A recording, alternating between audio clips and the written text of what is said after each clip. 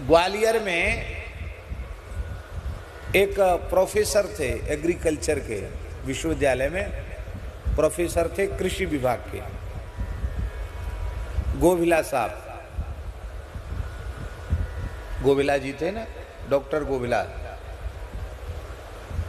वो खाक चौक में पहाड़ी बाबा का जो उत्सव होता है कार्तिक पूर्णिमा वाला, उसमें वो आते थे सेवा करने, गोविला जी। उनकी पत्नी भी आती थी, वो भी प्रोफेसर थी, उनकी पत्नी भी।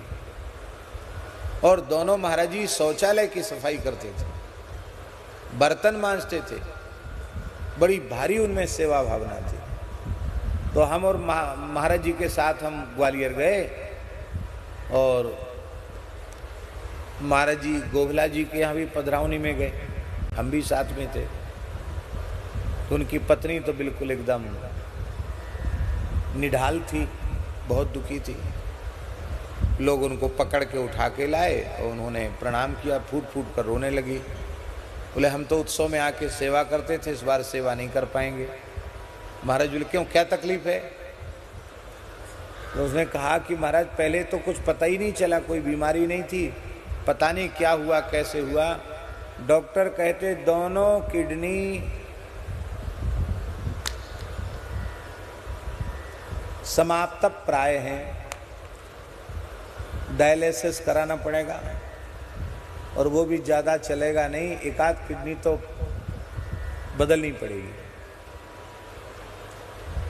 अब बच्चे हैं, इनकी पढ़ाई लिखाई, किसी का शादी ब्याह नहीं हुआ और आश्रम में सेवा करते थे, उससे भी हम वंचित हो गए। बहुत दुखी थी। महाराज क्या ये आफत आके पड़ गई,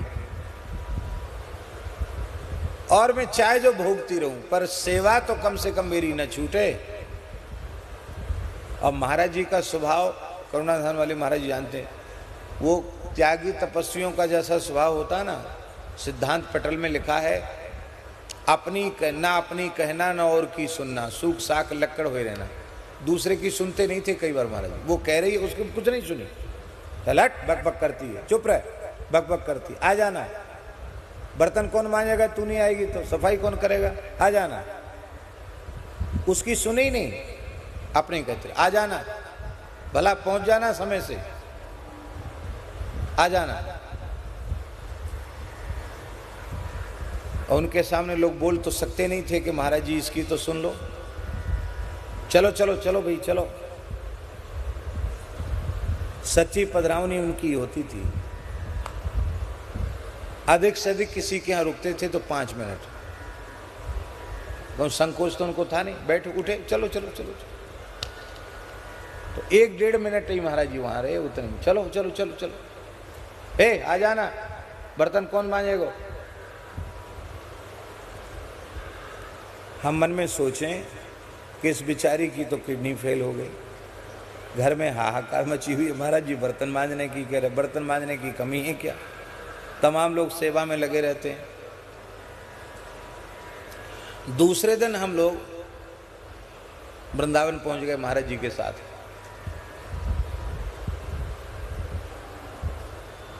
और उसके ठीक तीसरे दिन हम लोग जो पहुंचे हैं, तो 2-3 दिन पहले ही वो लोग आ जाते थे छुट्टी लेके। तीसरे दिन माने कार्तिक शुक्ला त्रयोदशी को गोविला जी और उनकी पत्नी बड़े स्वस्थ प्रसन्न आके महाराज जी को उन्होंने साष्टांग प्रणाम किया, उनकी पत्नी ने प्रणाम किया। अब कह रहे हैं कह बोल तेरी किडनी कैसी है। उस समय तो सुना नहीं, बोल तेरी किडनी कैसी है, रोने लगी। बोले महाराज आप कह के आए, मैं बहुत दुखी थी कि इससे अच्छा तो मर जाती, गुरु स्थान की सेवा नहीं कर पा रही हूँ।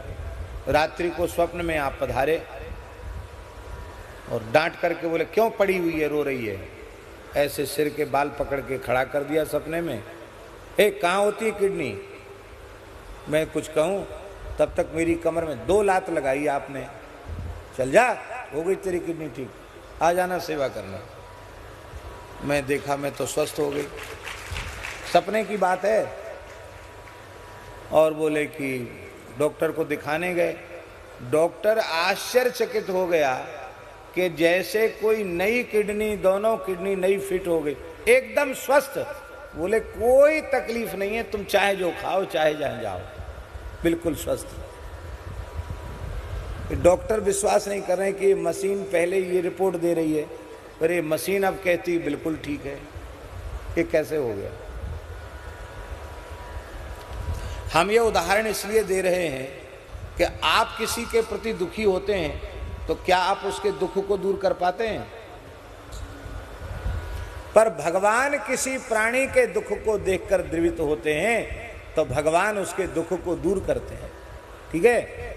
और भगवत स्वरूप संत सद्गुरुदेव भी किसी दुखी प्राणी के दुख को देखकर द्रवित होते हैं और उनके मन में करुणा जग गई, संकल्प उठ गया, तो आपका प्रारब्ध कुछ भी बना रहे, ठाकुर जी को सब कुछ त्याग कर कृपा करनी ही पड़ती है, इसमें संदेह नहीं है।